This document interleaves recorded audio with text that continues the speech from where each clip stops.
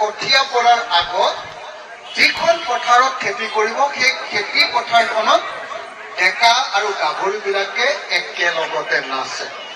মানুহে বিশ্বাস কৰে যে পথাৰত যদি ডেকা গাভৰুৱে নাচি দিয়ে, যেনেকৈ ডেকা গাভৰুৰ মাজত উৰ্বৰা শক্তি থাকে, সন্তান জন্ম দিয়াৰ ক্ষমতা থাকে, উৰ্বৰা শক্তি যৌৱন থাকে, তেনেকৈ আমাৰ খেতিটো বহুত লহপহীয়াকৈ খুব ভালকে কৰি উঠিব।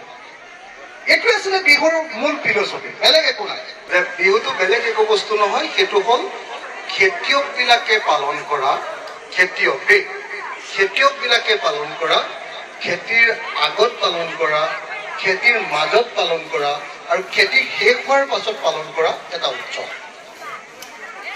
এই উৎসৱটো আগতে অকল গাঁৱত হৈছিলে, দুখীয়া খেতিয়কবিলাকৰ মাজত হৈছিলে।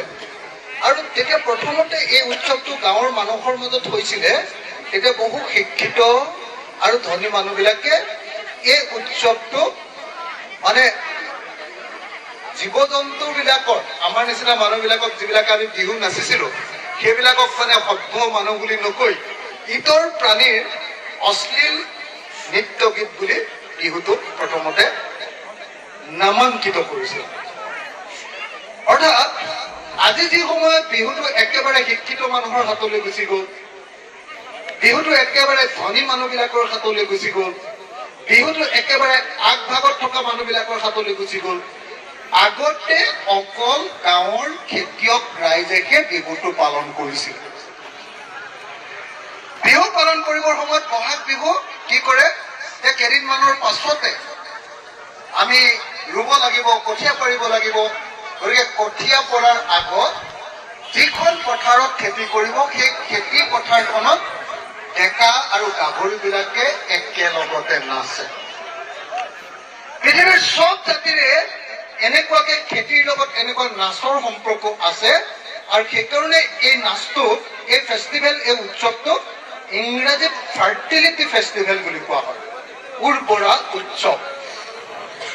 মানুহে বিশ্বাস কৰে যে পথাৰত যদি ডেকা গাভৰুৱে নাচি দিয়ে, যেনেকৈ ডেকা গাভৰুৰ মাজত উৰ্বৰা শক্তি থাকে, সন্তান জন্ম দিয়াৰ ক্ষমতা থাকে, উৰ্বৰা শক্তি যৌৱন থাকে, তেনেকৈ আমাৰ খেতিটো বহুত লহপহীয়াকৈ খুব ভালকে কৰি উঠিব। এইটো আছিলে বিহুৰ মূল ফিলচফি, বেলেগ একো নাই। যে খেতিয়কবিলাকে আগতে কঠীয়া পৰাৰ আগত প্ৰথমতে নাচি লয়, আৰু যিখন পথাৰত নাচিব সেইখন পথাৰত খুব ধুনীয়া খেতি হ'ব বুলি লোকবিশ্বাস আছে। এইটো বহাগ বিহু, বেলেগ একো নাই। সেই বহাগ বিহুটোৰ পাছত যেতিয়া খেতিটো হৈ গ'ল, তাৰপাছত মই কৈ আছিলো যে বিহুটো যেতিয়া বহাগ বিহুটো হৈ গ'ল, আমি কঠীয়া পাৰিলো, কঠীয়া ৰুলো, তাৰ আগে আগে আমি বিহুটো পাতিলো, ৰোৱাৰ আগে আগে পথাৰখনত নাচি দিলো।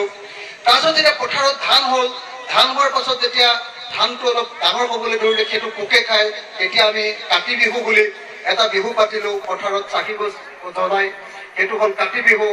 তাৰপিছত আকৌ ধানটো কাটি দিলো, ধানটো কাটি দিয়াৰ পাছত একেলগতে উৎসৱ ফূৰ্তি কৰি এটা ভোজ খালো, সেইটোৱে মাঘৰ বিহু। গতিকে চাওক, বিহুটোৰ লগত ওতঃপ্ৰোতভাৱে অকল গাঁৱৰ মানুহবিলাকৰ, খেতিয়ক মানুহবিলাকৰ, কাম কৰা শ্ৰমজীৱী দুখীয়া মানুহবিলাকৰহে আচলতে সম্পৰ্ক আছে। কিন্তু ভাৰতৰ স্বাধীনতা আন্দোলনৰ সময়ত বিহুটো একদম টাউনলৈ গুচি গ'ল। আন্দোলনক বহুতে গালি পাৰে।